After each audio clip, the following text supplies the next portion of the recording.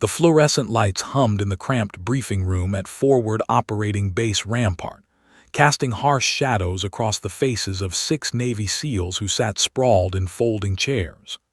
The air smelled of gun oil, stale coffee, and the peculiar dust that seemed to permeate everything in eastern Afghanistan. Lieutenant Commander Jake "Hawk" Morrison stood before a topographical map, his weathered face revealing nothing as he studied the terrain of the Korengal Valley, a place the Marines had nicknamed the Valley of Death. His team was restless. They'd been operational for 72 hours straight, running raids on Taliban safe houses with the precision of a surgical scalpel. Now, another mission, another night in the mountains, another chance to bring home a high-value target or end up in a body bag. "Gentlemen," Morrison began, his voice cutting through the low murmur of conversation, "we've got a time-sensitive extraction.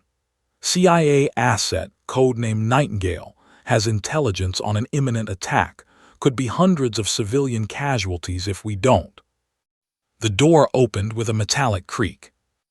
Every head turned. The conversation died instantly. Staff Sergeant Riley Grant stepped into the room, her frame leaner than the muscular operators around her, but carrying herself with an unmistakable confidence. She wore standard Army combat fatigues, her dark hair pulled back in a regulation bun, and over her shoulder hung an M110 semi-automatic sniper rifle that looked like an extension of her body. Her green eyes swept the room once, cataloging faces and attitudes with the same precision she used to calculate windage and elevation. Morrison's jaw tightened almost imperceptibly. "Staff Sergeant Grant, you're early." "Punctuality prevents problems, sir," Riley replied evenly, her voice calm and professional. Chief Petty Officer Miguel Torres, a grizzled veteran with 20 years under his belt, leaned back in his chair with exaggerated casualness. Well, they're sending us a babysitter now." His tone dripped with barely concealed disdain. A few chuckles rippled through the team. Riley's expression didn't change. She'd heard worse. Morrison raised a hand, silencing his men. "Staff Sergeant Grant is here as designated Overwatch. Division wants sniper coverage for this extraction, and she's the best shooter they've got in theater." The words were factual, not complimentary. "With all due respect, Commander," Petty Officer Second Class Danny Ghost Reeves spoke up, his southern drawl thick, "we've been running ops in these mountains for 6 months. We know the terrain. We don't need—" "You don't need what, Petty Officer?" Riley interrupted quietly, her eyes meeting his without flinching. "Someone watching your 6, someone who can put rounds on target at 1,000 meters while you're busy not getting shot." The room went dead silent. Ghost's face flushed, but he had no comeback. Morrison suppressed what might have been the ghost of a smile. "As I was saying," he continued, gesturing to the map, "the asset is holed up here, 3 clicks into hostile territory. Intel suggests minimal security, maybe 6 to 8 Taliban fighters in the immediate area. We insert at 200 hours, extract the asset, and we're out before sunrise." Riley moved to the corner of the room without asking permission, her eyes immediately locking onto the terrain map. While Morrison continued his brief, outlining exfil routes, contingency plans, and rows, she studied every contour line, every elevation marker, every potential line of sight. Her mind was already working, calculating fields of fire, identifying vantage points, measuring distances. "The asset has intel on a major attack planned for Kabul," Morrison explained. "We bring him in alive, we potentially save hundreds of lives. Questions?" Petty Officer First Class Brandon Tiny Williams, 6'4" and built like a linebacker, raised a meaty hand. "What about air support?" "Apache on standby 15 to 20 minutes out if we need them, but this is a stealth op, in and out quiet." Morrison's eyes scanned his team. "Anything else?" Riley spoke without looking up from the map. "What's the enemy's typical response time in this sector?" Morrison turned to her, surprised by the tactical question. 10 to 15 minutes if they're organized. Why? Because that ridge, Riley pointed to an elevated position northeast of the target compound, gives overwatch on the entire valley, 800 meters from the LZ. If I'm up there, I can cover your approach, your extraction, and provide early warning if reinforcements move in. Her finger traced potential enemy approach routes. They'll come from here, or here if they come at all. Thermal optics will pick them up 2 clicks out. Tors exchanged a glance with Ghost. The analysis was solid, uncomfortably solid. Morrison studied her for a long moment. You'll observe only, Staff Sergeant. We don't need you playing hero and compromising our position. You see something, you report it. Clear. Crystal clear, sir. Riley's voice betrayed no emotion, but inside she felt the familiar weight of being underestimated. It was a feeling she'd carried since sniper school, where she'd outshot every male competitor and still had to prove herself daily. As the briefing concluded and the team prepared to gear up, Riley remained behind, taking photographs of the map with a small digital camera, memorizing every detail. The SEALs filed out, their conversation resuming in hushed tones just outside the door. $100 says she freezes up, she heard Tors mutter. I say she shoots at shadows and gives away our position, Ghost added. Morrison's voice cut through the gossip. Stow it, both of you. She's on our team for this op, which means she gets the same respect you'd give each other. Am I understood? Yes, sir, came the reluctant chorus. Riley finished her preparations in silence, double-checking her rifle's zero, testing her night vision scope and reviewing her range cards. She'd calculated distances to 17 different points in the valley. Her spotting scope was calibrated. Her ammunition, 175 grain M118 LR rounds, was pristine. 3 hours later, as she stood on the tarmac watching the Black Hawk's rotors spin up, Morrison approached her. The roar of the engines made conversation difficult, so he leaned close to her ear. Listen, Grant, I don't care what you proved in training or on some range somewhere. Out there, he gestured toward the dark mountains. Men die when someone tries to be a hero. You observe, you report. You do not engage unless I give explicit authorization. These are my men and I'm responsible for bringing them home. Understood? Riley met his eyes, seeing not just skepticism but genuine concern for his team. She could respect that. Understood, Commander, but with respect, sir. If your men are in danger and I have the shot, I'm taking it. That's my job, bringing soldiers home. Morrison's jaw clenched. Before he could respond, the crew chief signaled it was time to board. As the helicopter lifted off into the Afghan night, Riley stared out at the darkness swallowing the landscape below. The SEALs sat across from her, checking weapons and running last-minute equipment checks. They didn't look at her, didn't acknowledge her. That was fine, she didn't need their approval. She just needed to keep them alive. The Korangal Valley loomed ahead, a black void between mountains where men went to kill or die. Riley's hands rested calmly on her rifle. Her heartbeat was steady. Her mind was clear. In 12 hours, these SEALs who dismissed her would owe her their lives. But Riley Grant didn't do this for gratitude. She did it because when warriors whispered for help in the darkness, she answered. Always, the Black Hawk skimmed over the mountain ridges like a predatory bird, flying nap of the earth to avoid detection. Inside the vibrating cabin, red interior lights cast everything in crimson shadows. Riley felt the familiar pre-mission calm settle over her, heart rate dropping, senses sharpening, the world narrowing to mission parameters and geometry. Across from her, the SEALs performed their final checks with practiced efficiency. Tors slapped a fresh magazine into his M4, then touched the St. Christopher medal hanging around his neck. Ghost adjusted his night vision goggles. Tiny double-checked the medical kit strapped to his vest. Morrison sat motionless, eyes closed, breathing steadily. These were men who danced with death so many times they knew its rhythm by heart. The crew chief raised his hand, 2 minutes to insertion. Riley's gloved fingers traced over her equipment one final time. M110 rifle, check. Suppressor, secured. 5 20-round magazines of 175 grain match ammunition, loaded and ready.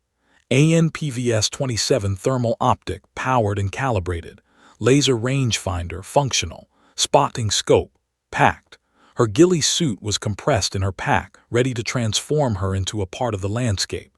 Everything she needed to become invisible death. The helicopter banked hard, and Riley's stomach dropped as they descended rapidly into a narrow canyon. Through the open door, she could see nothing but blackness.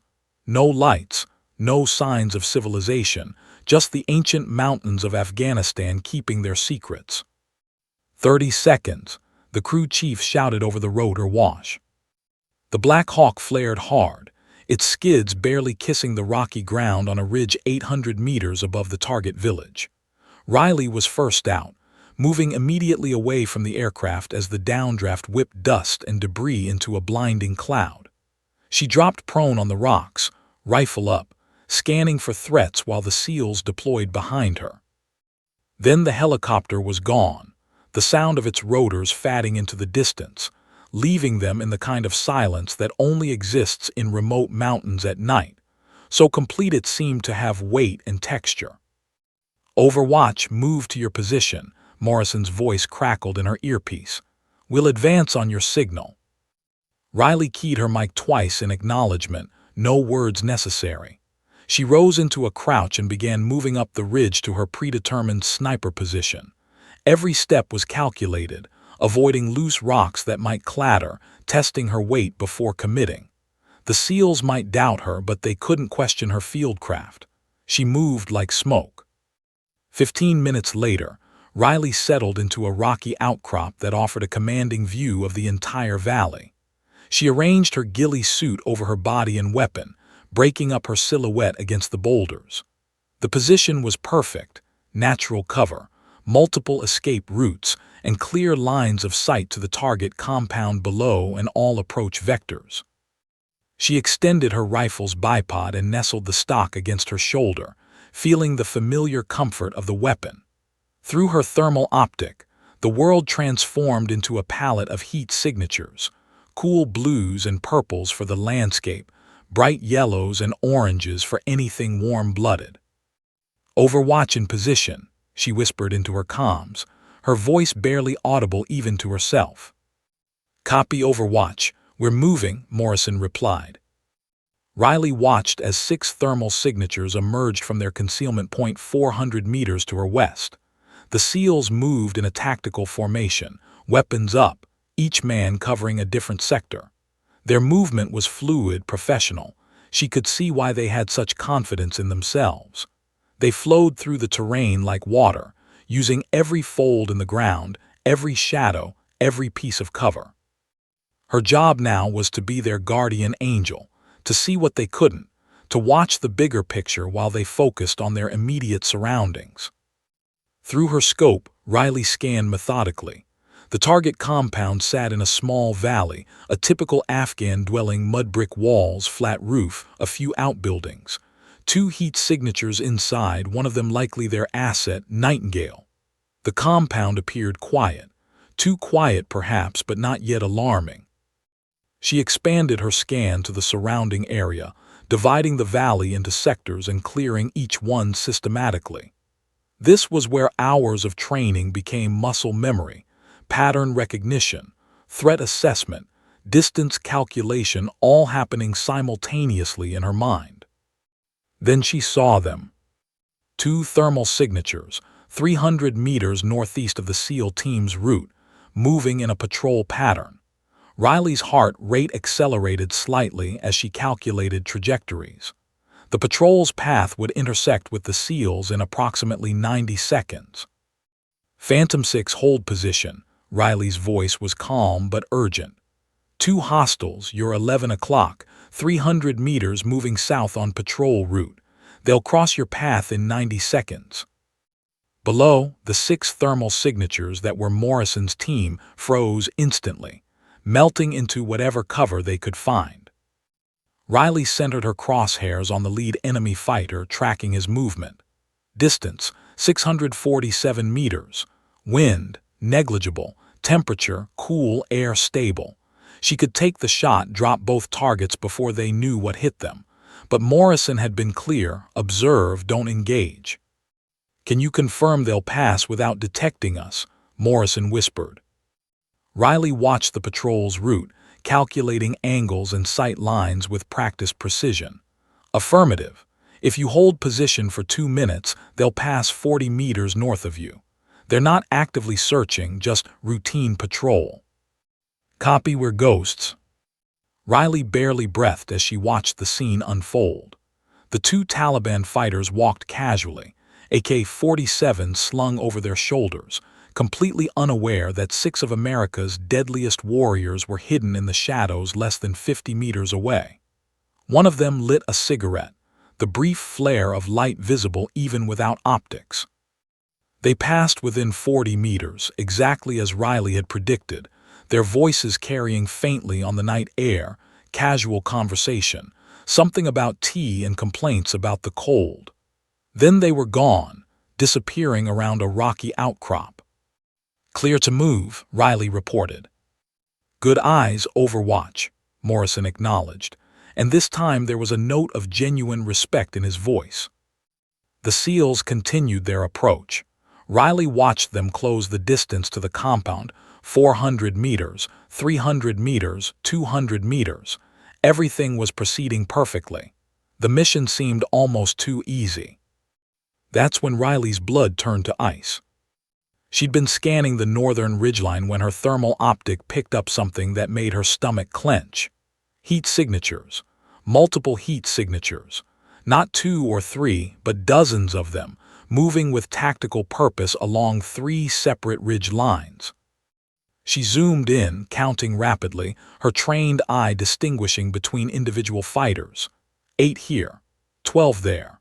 Another group of 20 moving through a wadi to the east, all of them converging on the valley from different directions, establishing a perimeter. This wasn't a random patrol. This was a coordinated movement, a trap. Riley's mind raced through the implications. The CIA asset was either compromised or bait.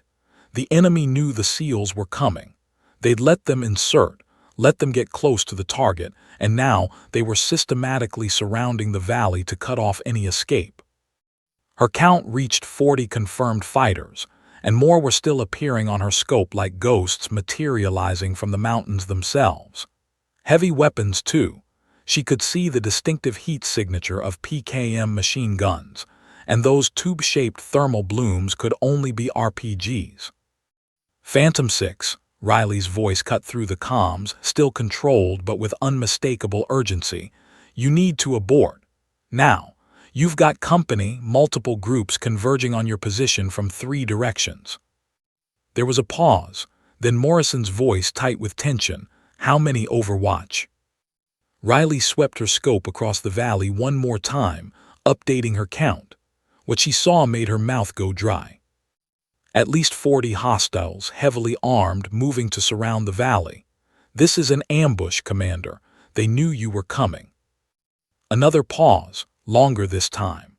Riley could imagine Morrison weighing his options: abort and lose the intelligence that could save hundreds of lives, or continue and risk his entire team in what was clearly a trap.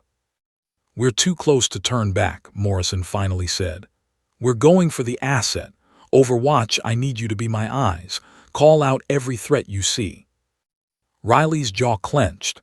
She just told him it was a trap and he was walking into it anyway, but she understood. These men didn't leave missions unfinished. They didn't leave assets behind. Copy that, Phantom 6. I've got you covered. As the SEALs moved the final 100 meters to the compound, Riley watched the enemy forces continue to tighten their noose. They were patient, professional, waiting for the perfect moment to spring their trap.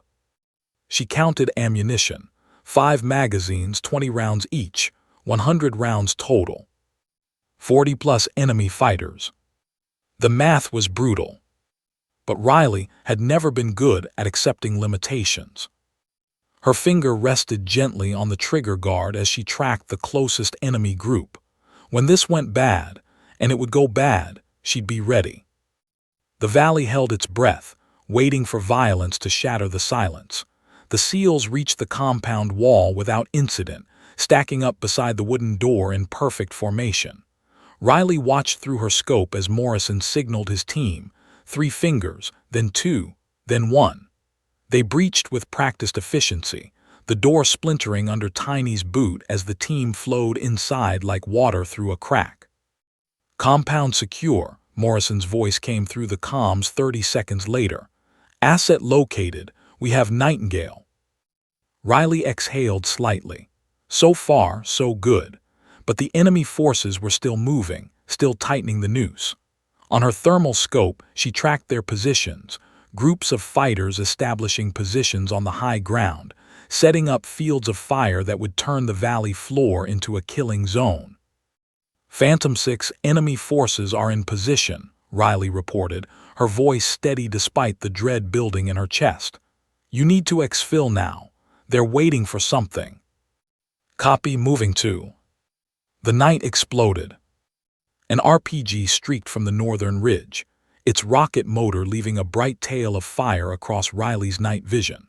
The projectile slammed into the compound's outer wall with a thunderous detonation that Riley felt in her chest, even from 800 meters away. The blast was the signal. Suddenly, the entire valley lit up with muzzle flashes as 40-plus fighters opened fire simultaneously. Contact! Contact from all sides! Morrison's voice shouted over the comms, barely audible over the staccato crack of automatic weapons fire. Riley watched in horror as tracer rounds, every 5th bullet glowing red-hot, converged on the compound from 3 directions like deadly meteor showers. The SEALs' return fire was disciplined and accurate, but they were catastrophically outnumbered and pinned down. Through her scope, Riley saw a SEAL, Ghost, judging by his size, take a round to the shoulder and spin backward behind the compound wall.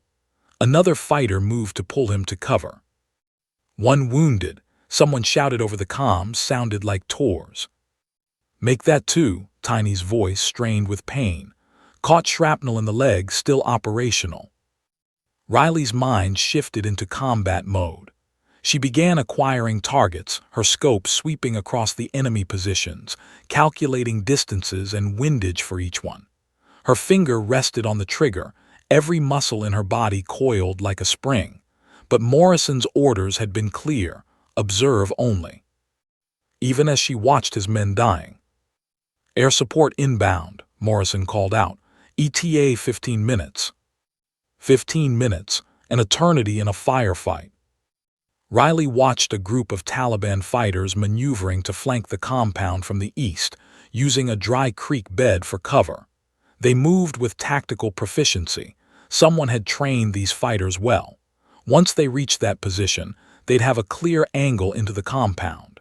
The SEALs would be completely exposed. Another RPG launched, this one closer. The explosion sent a shower of mud bricks and debris raining down on the compound. Riley could hear the concussion through her comms, followed by coughing and shouted commands. Ammunition check, Morrison ordered, his voice tight with controlled urgency. The responses came back rapid fire, 4 mags, 3 left, down to 2. They were burning through ammunition too fast, and the enemy seemed to have an endless supply. More fighters were still arriving, their heat signatures appearing on Riley's scope like malevolent stars. Riley watched Ghost try to return fire with his good arm, but another burst forced him back down. Blood stained the dirt around him. She could see it as dark patches even through thermal imaging. Tiny was applying a tourniquet to his own leg while simultaneously providing covering fire. These men were fighting with everything they had. But it wasn't enough. A PKM machine gun opened up from a rooftop 400 meters north of the compound, its sustained fire chewing through the mud brick walls like a chainsaw. Dust and debris filled the air. The SEALs were trapped, pinned in place by overwhelming firepower. "Where's that air support?" Tors shouted over the comms. 12 minutes out, Morrison responded. 12 minutes they didn't have. Riley watched as the flanking element reached their position in the creek bed. 3 fighters with RPGs were setting up, taking aim at the compound's weakest wall. If those rockets hit home, they'd kill everyone inside. Her crosshairs found the first RPG gunner. Distance, 647 meters. Wind, 2 miles per hour left to right. Elevation adjusted. The shot was clear. She could take it. But Morrison's orders. Phantom 6, you have 3 RPGs preparing to fire from your eastern flank creek bed position, Riley reported, her voice remarkably calm. If they fire simultaneously, your position is compromised. Understood, can't maneuver without exposing wounded. Morrison's breathing was labored. He'd been hit too, nothing critical but enough to slow him down. Options. Riley stared through her scope at the enemy fighters.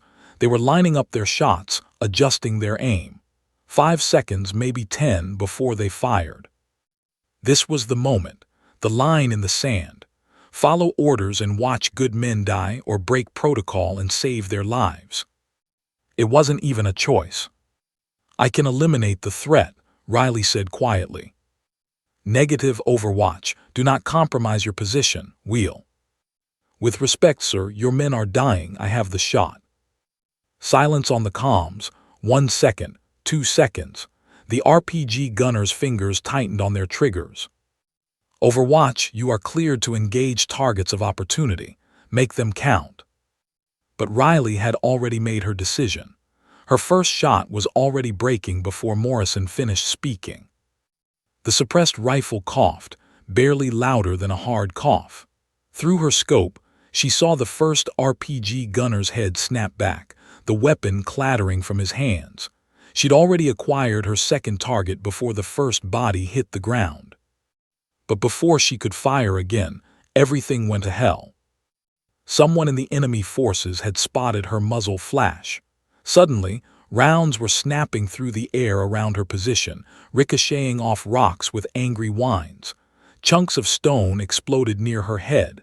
They'd found her. Riley rolled left, abandoning her primary position, dragging her rifle with her. She found cover behind a larger boulder as automatic weapons fire chewed up the spot where she'd been lying 2 seconds earlier. Overwatch, report, Morrison shouted. I'm compromised, Riley called back, breathing hard. They've got my position. The situation had gone from critical to catastrophic. The SEALs were pinned in the compound, low on ammunition, with 2 wounded. Air support was still 10 minutes out, and now Riley was taking direct fire, unable to provide overwatch. She risked a glance around the boulder. Dozens of muzzle flashes lit up the darkness. The entire enemy force was converging on both her position and the compound simultaneously. They were going to overrun the SEALs through sheer numbers. Riley's radio crackled with the sounds of desperate combat, magazines being changed, wounded men groaning, Morrison shouting orders, trying to organize a defense that was falling apart. Then she heard Ghost cry out, another hit, his 3rd wound. Man down, Ghost is hit bad. Tor's voice was raw with fear and rage. I'm out, someone else shouted, Reeves maybe. Winchester, Winchester. Winchester, the code word every warrior dreaded, out of ammunition. Riley pressed her back against the boulder, rounds still snapping overhead. She had 4 magazines left, 80 rounds, at least 35 enemy fighters still operational, probably more. Her hand moved to her rifle, muscle memory taking over. She could hear Morrison trying to organize a final defensive perimeter, trying to buy time for air support that might arrive too late. Then, through the chaos of gunfire and explosions, through the screaming and the dying, Riley heard something that stopped her cold. Morrison's voice, barely audible, stripped of all command authority, reduced to the most human of pleas. Overwatch, if you can hear us, send help. Not a tactical request, not an order, a prayer from a man who knew he was about to watch his brothers die and could do nothing to stop it. The sounds of the firefight continued, the mechanical chatter of AK-47s, the deeper boom of the PKM, men shouting in Pashto, closing in for the kill.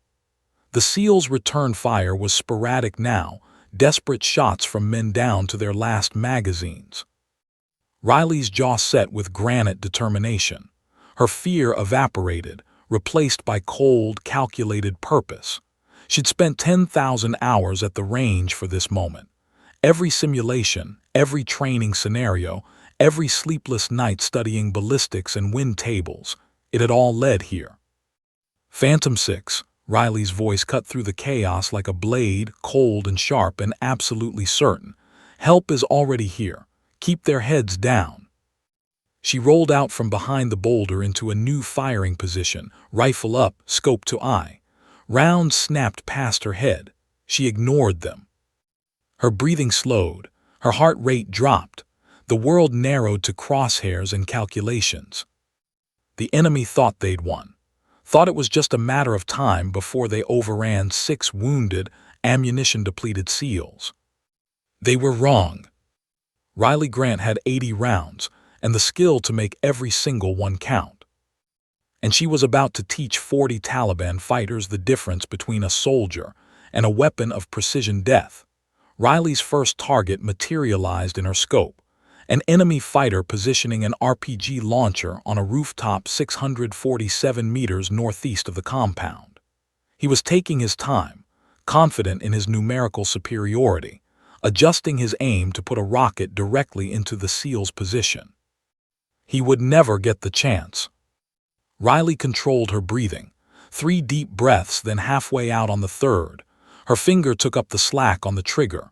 Wind, negligible. Temperature, cooling, air density stable. Earth's rotation, minimal effect at this range but calculated anyway. Every variable accounted for, every factor measured. The crosshairs settled on the fighter's center mass. Riley's world reduced to a single point of focus. Squeeze. The suppressed rifle coughed. Through her scope, Riley saw the impact. The fighter's body jerked backward as the 175-grain bullet struck his chest at 2,580 feet per second. The RPG clattered from his hands, unfired. His companion turned, confused, looking for the threat. Riley was already acquiring her second target. The companion raised his AK-47, scanning wildly. Distance, 658 meters. Wind, unchanged. Riley's crosshairs found his upper torso. Squeeze. The fighter crumpled, his weapon discharging harmlessly into the air as he fell. 2 down, 30 to go. Overwatch, was that you? Morrison's voice held disbelief. Riley didn't respond. No time. Her hands moved with mechanical precision. Chamber, acquire, fire. A machine gunner on the northern ridge, 712 meters, laying down suppressing fire on the compound. Riley put a round through his shoulder, spinning him away from his weapon. The PKM went silent. 3 down. She shifted position, rolling 3 meters to her left behind a different outcrop. Enemy fire had intensified around her last location, rounds sparking off rocks. They knew generally where she was but couldn't pinpoint her exact position. That confusion was her advantage. A group of 4 fighters was advancing on the compound from the western wadi, moving in tactical bounds, one covering while others moved. Professional, disciplined, it didn't matter. Riley tracked the lead fighter. Distance, 589 meters. Slight crosswind now, maybe 3 miles per hour. She compensated. Squeeze. He dropped. The others froze, looking for cover. Riley's next round caught the second fighter before he could dive behind a rock. The remaining 2 scattered, their advance broken. 5 down. What the hell is happening up there? Tors shouted over the comms. They're dropping like flies. Riley's response was clipped, emotionless. Keeping you alive, Chief. 13 down, keep your heads on a swivel. 13. The SEALs exchanged stunned glances in the compound below. They'd only heard 5 or 6 shots. Riley had shifted positions again, finding a small depression that gave her a different angle on the battlefield. Her body was coated in dust and small rock fragments from near misses, but her hands were steady as stone. She wasn't thinking about the men she was killing. Couldn't afford to. They were geometry problems. Distance, wind, elevation. Solve the equation, squeeze the trigger, move to the next problem. An enemy commander, she could tell by the way others deferred to him, was trying to rally his forces near a cluster of buildings 700 meters south. He was shouting orders, pointing toward the compound, organizing another assault. Leadership target, high priority. Riley's crosshairs found him. She led him slightly as he gestured, accounting for his movement. Squeeze. He went down mid-sentence. The fighters around him dove for cover, their coordinated assault dissolving into confusion. 7 down. A technical truck with a heavy machine gun mounted in the bed was racing toward the compound from the east, bouncing over the rough terrain. The gunner was already firing, tracers arcing through the darkness. That .50 caliber would tear through the compound walls like paper. Riley calculated the shot in microseconds, moving target, distance, 823 meters and closing, speed, approximately 30 miles per hour, lead time 2 meters. She tracked the driver's side of the windshield, leading the truck's movement. Squeeze.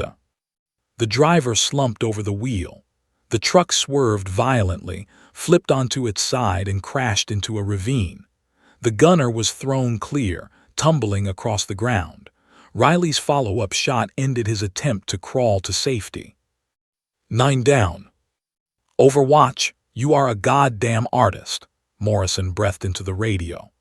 Below, the SEALs were reorganizing, using the breathing room Riley had created to redistribute ammunition, treat wounds, and establish better defensive positions. But Riley barely heard him. She'd entered a state that snipers called the zone, a place of absolute focus where time seemed to slow, where the chaos of battle became a series of clear, distinct problems to solve. Her mind processed information faster than conscious thought, threat assessment, prioritization, ballistic calculation, all happening simultaneously. A group of 3 fighters was attempting to flank the compound from the south, using a stone wall for cover. Riley waited, patient as death itself, until all 3 were exposed. First shot, second shot, third shot, 3 seconds, 3 bodies. 12 down. The enemy was panicking now. She could see it in their movements, the hesitation, the wild firing at shadows, fighters breaking from cover and running. They couldn't see her, couldn't find her, couldn't understand where death was coming from. Their carefully planned ambush was collapsing into chaos. Riley shifted positions again, moving with the fluidity of smoke. She found a new nest behind a wind-carved rock formation that offered excellent concealment and multiple firing lanes. Her rifle was hot from sustained fire, but well within operational parameters. She had 3 magazines left, 60 rounds. More than enough. An RPG team was setting up on the eastern ridge, trying to target her general area with indirect fire. Amateur mistake. Using explosives to hunt a sniper just gave away their position. Riley's scope found them. The loader was kneeling, preparing another rocket. The gunner was taking aim. Squeeze loader down. The gunner dropped the RPG launcher and grabbed for his rifle. Squeeze, too late. 14 down. A fighter in a white turban, probably a mid-level commander, was trying to organize a retreat, waving his arms and shouting at his men. Riley watched him through her scope for 3 seconds, letting him believe he might succeed. Then she ended that hope with 175 grains of copper-jacketed lead. 15 down. Contact left, Tors shouted from the compound. A group of fighters had gotten within 50 meters of the western wall, using the confusion to advance under covering fire. Riley swept her scope left, found them. 4 fighters in a tight group moving fast. She led the first one, compensated for his running speed. Squeeze, he tumbled. The others stopped looking for cover. Fatal mistake. Riley's next 3 shots came in rapid succession. Chamber, acquire, fire, chamber, acquire, fire.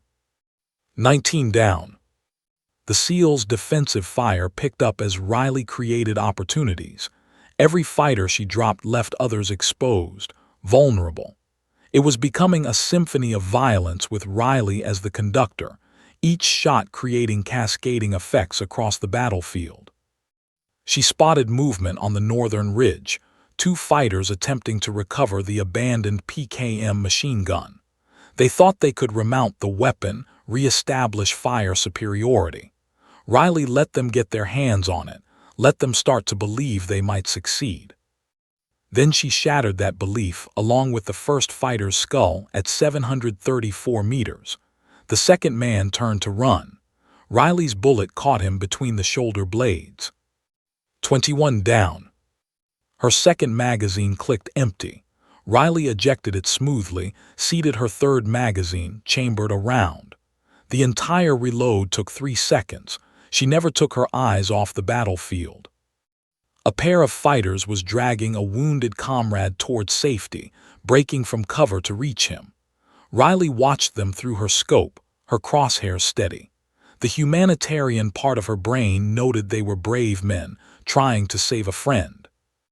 The warrior part of her brain noted they were enemy combatants, armed, dangerous, and currently exposed. Squeeze, squeeze. 23 down. The air support would arrive in 4 minutes, but Riley wasn't waiting for air support. She was ending this now, one precisely calculated shot at a time.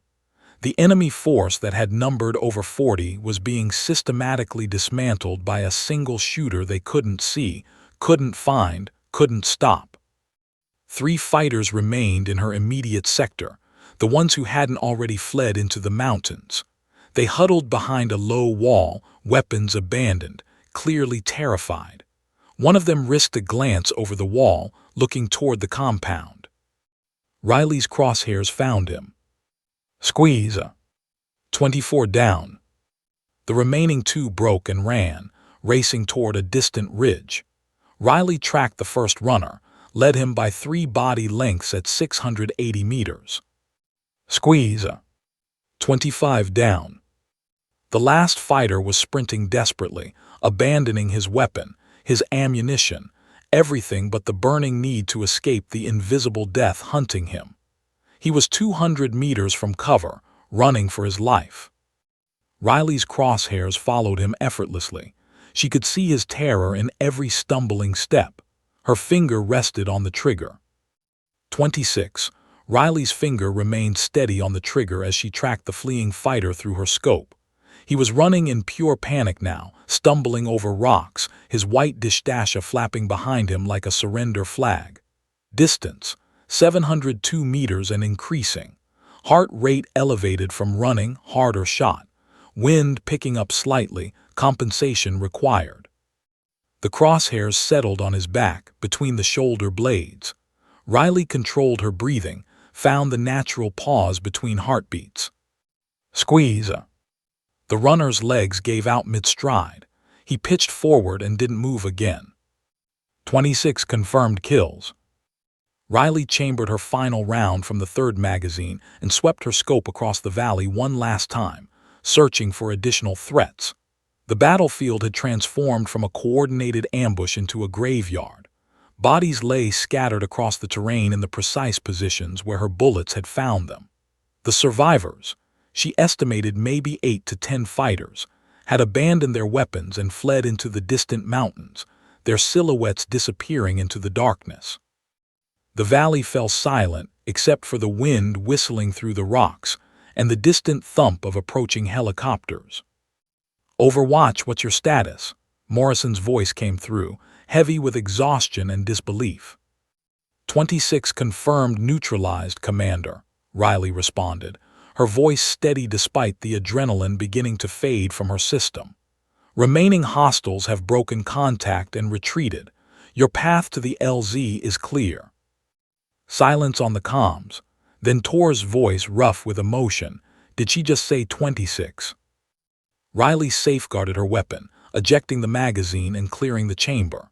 Her hands moved through the process automatically while her eyes continued to scan the valley. The professional part of her brain was already conducting the after-action review: shots fired, hits confirmed, ammunition expenditure, position compromises. But another part of her, the part she usually kept buried deep, was beginning to process what she'd just done. 26 men. 26 human beings who'd been alive 15 minutes ago. She pushed the thought away. Not now. Later, in the darkness of her bunk, she could examine her conscience. Right now, 6 Americans were alive because of what she'd done. That math was simple, even if the morality was complex. "Overwatch, we're moving to extract the wounded," Morrison called. "Can you provide cover during movement to LZ?" Riley shifted to a new position, finding an angle that covered the extraction route. Through her scope, she watched the SEALs emerge from the compound. Ghost was being carried by Tors and Tiny, who was limping badly on his shrapnel-wounded leg but refused to slow down. Morrison had his left arm pressed against his side, a broken rib, maybe 2, from a near miss. Reeves was burned across his left shoulder from an RPG blast that had come too close. They were battered, bloody, and moving like men who'd been through hell, but they were moving. They were alive. Riley tracked their progress through her scope, her finger resting on the trigger guard, ready to engage any threat that emerged. But the valley remained empty except for the wind and the dead. The SEALs reached the LZ, a flat stretch of ground 400 meters from the compound, and immediately set up a defensive perimeter. The CIA asset, a thin Afghan man in traditional clothing, stayed close to Morrison, his eyes wide with shock at the carnage surrounding them. The Apache gunships arrived first, their thermal targeting systems sweeping the valley for targets. Finding none, Riley had already done their job for them. They established a high cover position. Then came the Black Hawks, rotors beating the air into submission as they descended toward the LZ. "Overwatch exfil is inbound," Morrison called. "What's your ETA to LZ?" Riley was already moving, breaking down her position with practiced efficiency. She secured her rifle, shouldered her pack, and began descending the rocky slope toward the extraction point. Every muscle in her body ached from maintaining shooting positions for the past 20 minutes, but she moved quickly, efficiently. The first Black Hawk touched down and the SEALs began loading their wounded. Tors kept looking toward the ridge where Riley had been positioned, searching for her in the darkness. Ghost, despite his wounds, insisted on staying conscious, his good hand gripping his rifle even as medics worked on him. Riley was 200 meters from the LZ when Morrison's voice crackled again. "Negative on departure. We don't leave anyone behind. We wait for Overwatch." Something in Riley's chest tightened at those words. They'd wait for her. These men who doubted her, dismissed her, thought she'd be a liability. They were refusing to leave without her. She picked up her pace, half running down the rocky slope. The Black Hawk's rotors created a dust storm, limiting visibility, but Riley navigated by memory and instinct.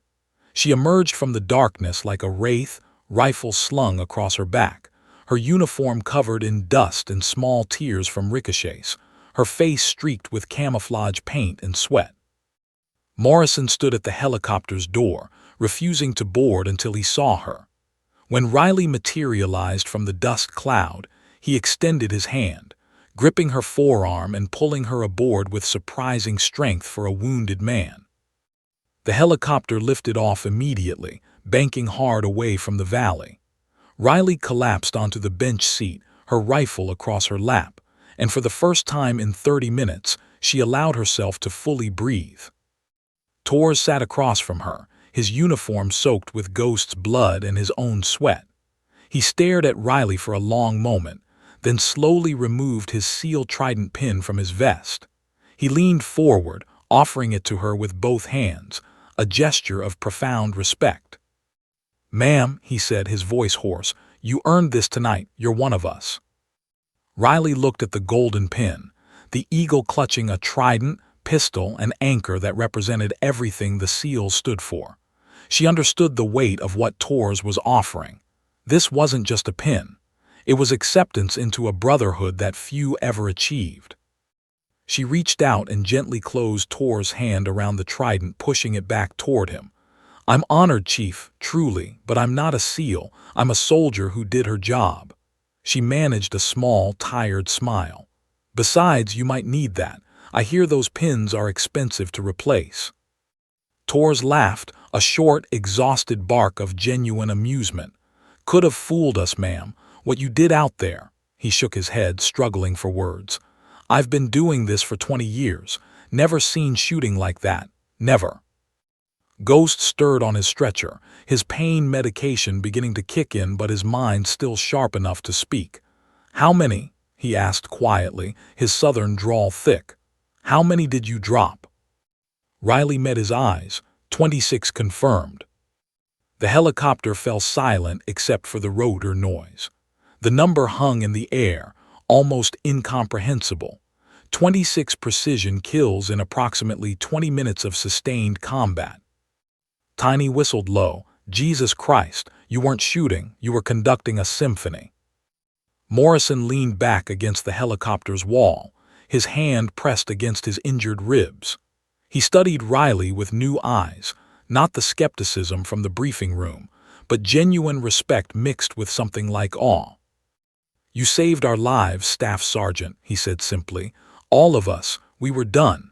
Ammunition almost gone, air support still minutes out, wounded." He paused, his jaw tightening with emotion. "We were done, and then you became our guardian angel." Riley didn't know what to say to that.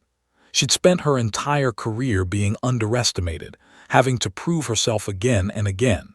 And now these warriors, men who represented the pinnacle of special operations, were looking at her like she was something beyond human. But she didn't feel extraordinary. She felt tired. Her hands, which had been rock steady during the firefight, now trembled slightly with fatting adrenaline. The weight of 26 kills was beginning to settle on her shoulders like a physical burden. Riley's voice was quieter than usual. "I just did what needed to be done. You would have done the same for me." "Maybe," Morrison said, "but we didn't have to, you did, and we owe you everything." Reeves, the youngest of the SEALs, spoke up from his position near the door. "Ma'am, can I ask you something?" When Riley nodded, he continued. "When we were pinned down, when Morrison called for help, were you scared?" Riley considered the question honestly. "Terrified," she admitted. "I thought I was about to watch 6 good men die and there was nothing I could do about it." She paused. "But fear doesn't matter. The mission matters. You mattered. So I did my job." The Apache escort flew alongside them, and through the window, Riley could see the valley receding into darkness below. Somewhere down there, 26 bodies lay cooling in the Afghan night. 26 men who tried to kill American soldiers. 26 fathers, brothers, sons who'd never go home. Riley closed her eyes, letting the helicopter's vibration wash over her. She'd examine her conscience later. For now, 6 Americans were alive. Intelligence that would save hundreds had been secured, and she'd proven, at least to these men, that she belonged on the battlefield.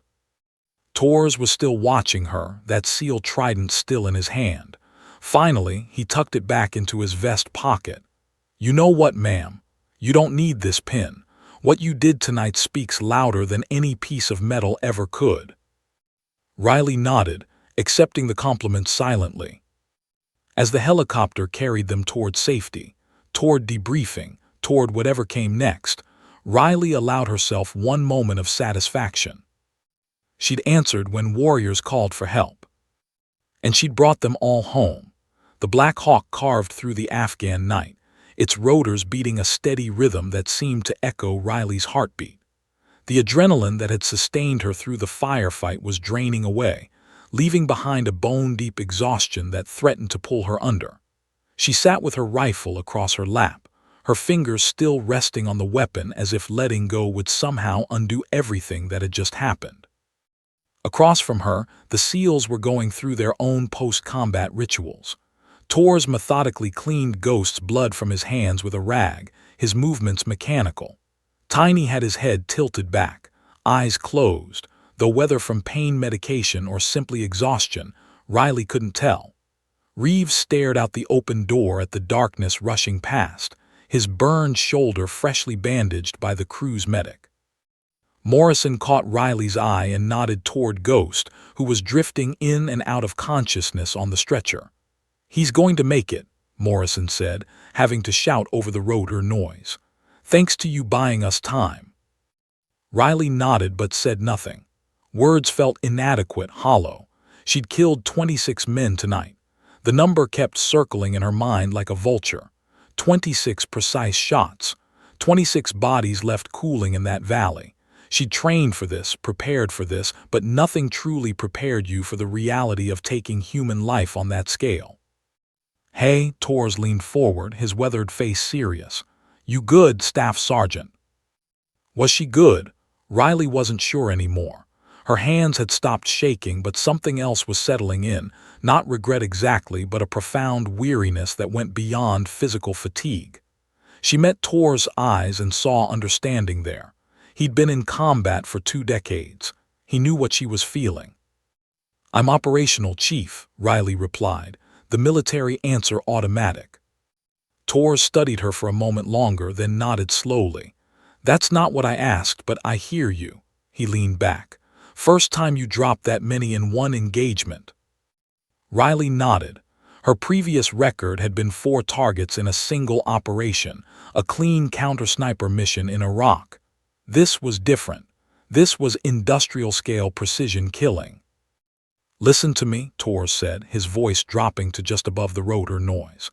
"What you did tonight, that wasn't murder, that wasn't some rampage. You saved 6 American lives, you stopped a terrorist cell. You did exactly what you were trained to do when it mattered most." He paused. "The weight you're feeling right now, that's what makes you human, that's what makes you one of the good guys. The day this doesn't bother you is the day you need to hang up your rifle." Riley absorbed his words, finding a strange comfort in them. Morrison was listening too, his expression thoughtful. "He's right," Morrison added. "I've been doing this long enough to know the difference between a warrior and a killer. Warriors feel the weight, they carry it, but they don't let it stop them from doing what's necessary." He shifted, wincing at his injured ribs. "You're a warrior, Staff Sergeant Grant. Don't ever doubt that." The CIA asset, Khalid, had been silent throughout the flight, clutching a data drive that contained the intelligence they'd extracted him for. Now he spoke up, his English accented but clear. "The woman soldier. She killed many men tonight." 26, Tiny said, his voice carrying a note of pride. 26 Taliban fighters who were about to kill all of us. Khalid looked at Riley with something approaching reverence. "In my village, there are stories of warrior women from ancient times, fierce protectors who defended their people with unmatched skill." He placed his hand over his heart in a gesture of respect. "Tonight, I saw such a warrior. You have my gratitude and the gratitude of everyone who will live because you stopped those men." Riley felt her throat tighten. She hadn't thought about it that way, about the lives saved beyond just the 6 men in this helicopter. The intelligence Khalid carried would prevent an attack.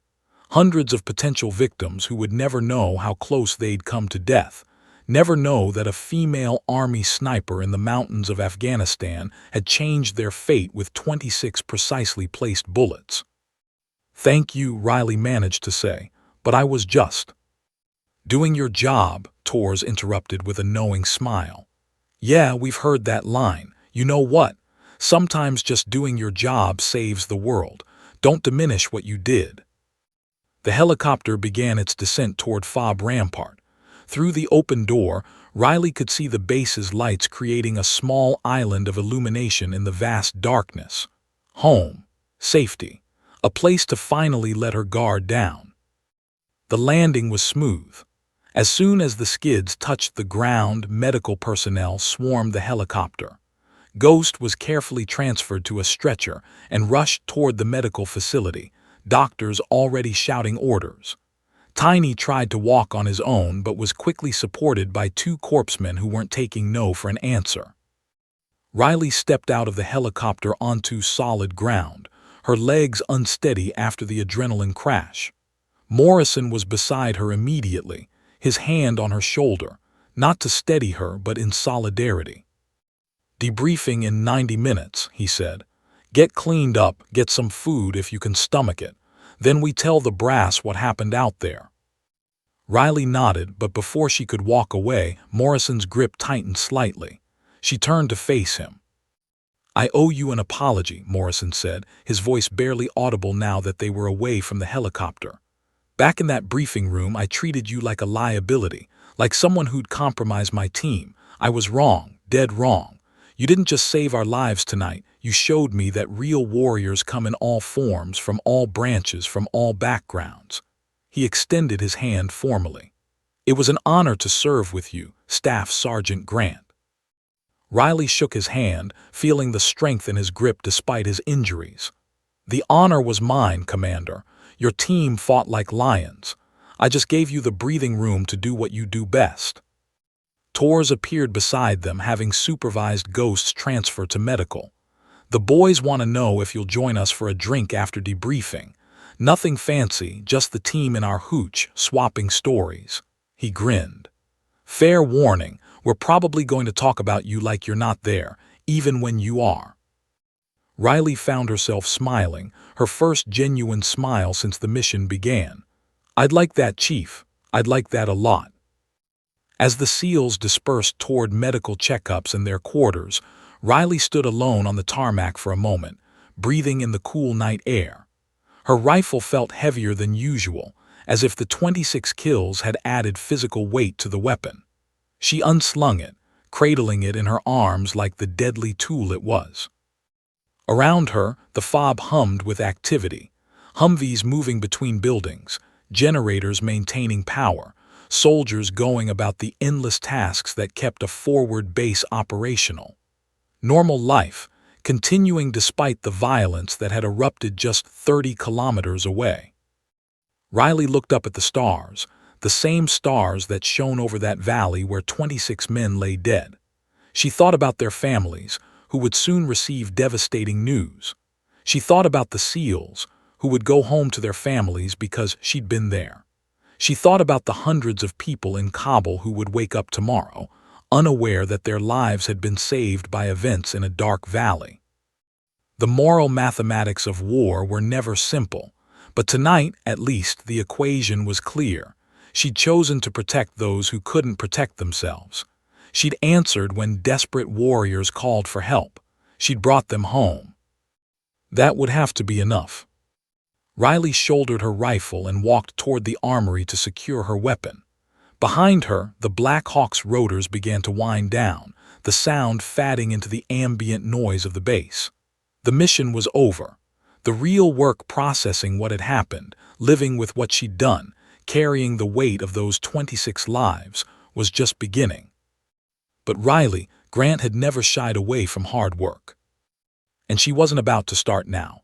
Riley stood in the armory, methodically field-stripping her M110 under harsh fluorescent lights. Her hands moved through the familiar ritual: remove magazine, clear chamber, disassemble upper receiver, clean bolt carrier group. Each piece was examined, cleaned, and inspected with the kind of attention that bordered on meditative. The rifle had performed flawlessly tonight. 26 shots, 26 kills, 0 malfunctions. It deserved proper respect. "Staff Sergeant Grant," a voice interrupted her concentration. Riley looked up to find a young corporal standing nervously in the doorway. "Colonel Hendricks wants to see you in the TOC. Now, ma'am." The Tactical Operations Center. Command wanted answers, and they wanted them immediately. Riley reassembled her weapon in under 2 minutes, secured it in the armory's vault, and headed across the base. The night air was cooler now, approaching the cold hours before dawn. Soldiers she passed stared at her with a mixture of curiosity and respect. Word had already spread through the base about what happened in the valley. The military rumor mill worked faster than any communications system. The TOC was buzzing with activity when Riley entered. Large screens displayed satellite imagery of the valley, thermal overlays showing the positions of bodies, her handiwork rendered in stark digital clarity. Officers clustered around terminals, analyzing data, writing reports. The atmosphere was electric with the kind of energy that followed a major engagement. Colonel Robert Hendricks stood at the center of it all, a career officer with silver hair and the weathered face of someone who'd spent decades in combat zones. Beside him stood Morrison, cleaned up but still favoring his injured ribs, and Captain Sarah Chen, the intelligence officer who'd originally briefed the mission. "Staff Sergeant Grant, reporting as ordered, sir," Riley announced, standing at attention. Hendricks turned, his steel-gray eyes assessing her. "At ease, Staff Sergeant," he gestured to the screens. "I've been reviewing Commander Morrison's preliminary report and the drone footage from tonight's operation. 26 confirmed kills, single shooter, approximately 20 minutes of sustained precision fire." He paused. "That's not just impressive, that's unprecedented." Riley remained silent, unsure what response was appropriate. Chen stepped forward, tablet in hand. "The enemy force you eliminated was part of a larger cell we've been tracking for months. The cell leader was among your kills. We've confirmed his identity through facial recognition. You didn't just save 6 operators tonight, Staff Sergeant. You decapitated an entire terrorist network that was planning attacks across 3 provinces." "With respect, ma'am," Riley said carefully, "I was just providing overwatch as assigned." "Don't downplay this," Hendricks said, his voice firm but not unkind. "I've read your file, Grant, top of your class at sniper school, consistently highest scores in marksmanship. But scores on a range don't tell me about character, about what happens when the bullets are flying and men's lives hang in the balance." He glanced at Morrison. "Commander, you want to add anything?" Morrison stepped forward, and Riley noticed he'd changed into a fresh uniform, though he moved carefully due to his injuries. "Sir, I need to state for the record that I initially doubted Staff Sergeant Grant's inclusion on this mission. I thought she'd be a liability." His eyes met Riley's. "I was catastrophically wrong. When my team was pinned down, out of ammunition, with wounded, facing 40-plus hostiles, Staff Sergeant Grant single-handedly turned the tide of battle. She didn't just engage the enemy. She systematically dismantled their entire force with a level of precision and skill I've never witnessed in 20 years of special operations." Hendricks nodded slowly. "I'm recommending you for the Silver Star, Staff Sergeant. Your actions tonight meet every criterion: gallantry in action, distinguished conduct, and heroism in the face of the enemy." Riley felt the weight of those words. The Silver Star, the 3rd highest military decoration for valor. She thought about the 26 men who died so 6 could live. Was that heroism or just mathematics? "Thank you, sir," she managed. "I'm honored, but those SEALs fought like lions. Chief Torres, Petty Officer Reeves, all of them, they deserve the same recognition." "They're getting it," Hendricks assured her. "But right now we're talking about you. This goes beyond military decorations, Grant. What you did tonight will be studied, analyzed. You've set a new standard for what's possible in combat marksmanship." The debriefing lasted another 40 minutes. Detailed questions about her positioning, shot selection, ammunition expenditure, equipment performance. Riley answered each query with professional precision, but part of her mind was elsewhere, thinking about the bodies in that valley, the SEALs recovering in medical, the weight of what she'd done. Finally, Hendricks dismissed her. "Get some rest, Staff Sergeant, and that's an order, you've earned it." As Riley left the TOC, Morrison caught up with her. "Hey, the guys are waiting for you. We've got a bottle of decent whiskey someone's mother sent from home. Nothing fancy, but," he shrugged, "we'd like you to join us." Riley followed Morrison across the base to a cramped hooch where the SEAL team lived between missions. Inside, the space was sparse but personalized. Photos of families on plywood walls, gear hanging from nails, a battered coffee maker that looked older than most of the operators. Tors, Tiny, and Reeves were there, along with two other SEALs Riley hadn't met, the team's communications specialist and breacher, who'd been on a different operation tonight. Ghost was still in medical but had sent word that he'd be rejoining them soon. "The hero arrives," Tors announced, gesturing Riley to a folding chair someone had set up. "Sit, drink, and prepare to be embarrassed because we're about to talk about you like you're a legend." Riley sat, accepting a canteen cup with 2 fingers of whiskey. The liquid burned going down, but it was a good burn, warming her from the inside out. "To Staff Sergeant Riley Grant," Morrison raised his cup, "who proved that guardian angels exist, and sometimes they carry M110s and have scary good aim." "To Riley," the others echoed, drinking. For the next 2 hours, Riley sat among these warriors and listened as they recounted the battle from their perspective. The desperation when they realized they were trapped, the confusion when enemy fighters started dropping, the awe when they understood what was happening. "I've never been so glad to be wrong about someone," Tors admitted, refilling Riley's cup. "When you walked into that briefing room, I thought, great, another person we have to babysit. Instead, you babysat us, and we're alive because of it." Reeves, his shoulder bandaged but his spirits high, leaned forward. "Ma'am, can I ask, what was going through your head when you were taking those shots?" Riley considered the question carefully. "Honestly, nothing. That probably sounds strange, but when I'm behind the scope, there's no thinking. Just seeing, calculating, executing. It's like the rifle and I become one thing with one purpose." She paused. "The thinking comes after. That's when it gets hard." The room fell quiet, understanding passing between them. These men knew about the after, the nightmares, the memories that surfaced at unexpected moments, the weight of taking human life even when it was necessary and justified. "You'll carry it," Morrison said quietly. "The weight of those 26. We all carry our kills. But you'll also carry the knowledge that 6 of your brothers are alive, that hundreds of civilians will see tomorrow because of what you did." He met her eyes. "That's not nothing, Riley." It was the first time he'd used her first name, and somehow that felt more significant than any medal or commendation. Tiny raised his cup again. "You know what? Forget the trident pin, you don't need our symbols. You've got something better, you've got our respect, our trust, our friendship." He grinned despite his pain medication. "Which means you're stuck with us now. Hope you're ready for that." Riley looked around at these men, warriors who'd been strangers 12 hours ago and were now something more. Brothers in arms, forged in the crucible of combat.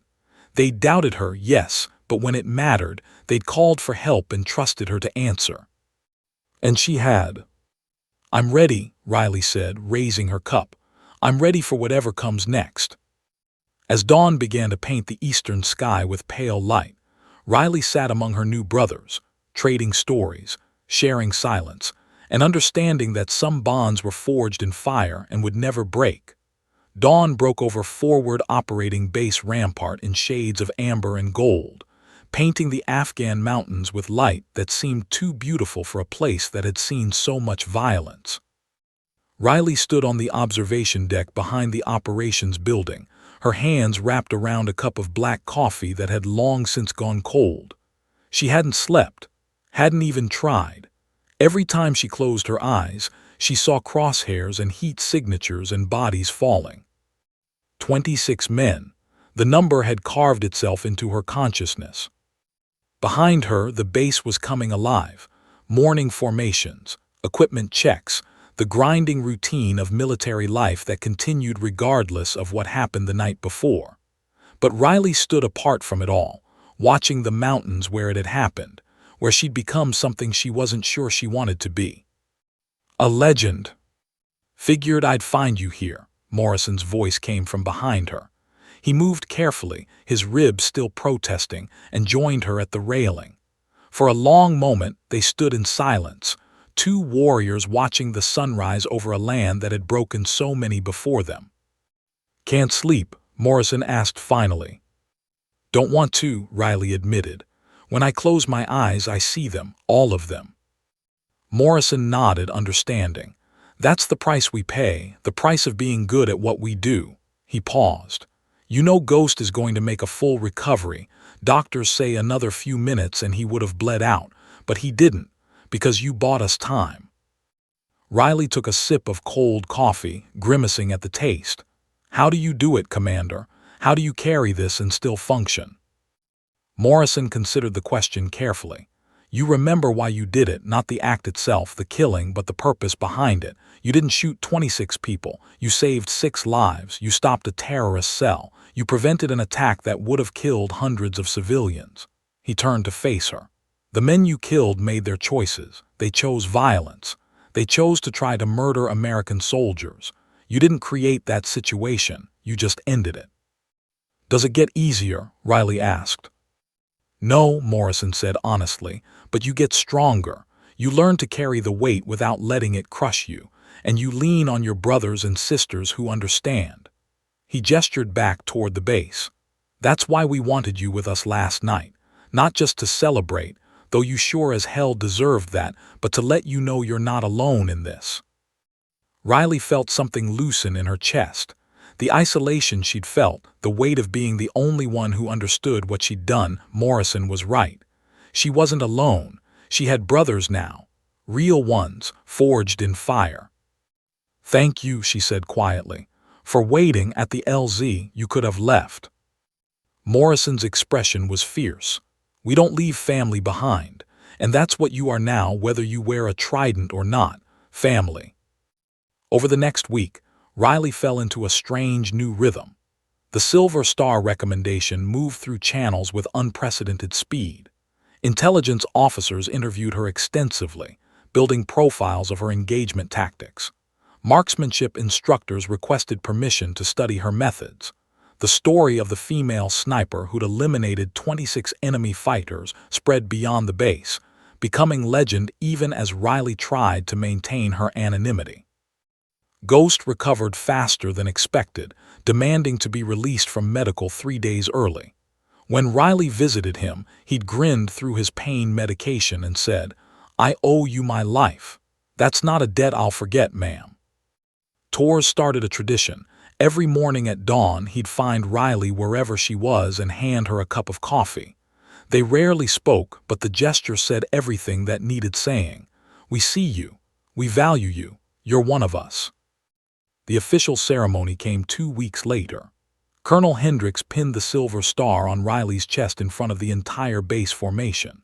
The citation read, for gallantry in action against an enemy of the United States while serving as Overwatch sniper during a combat extraction operation.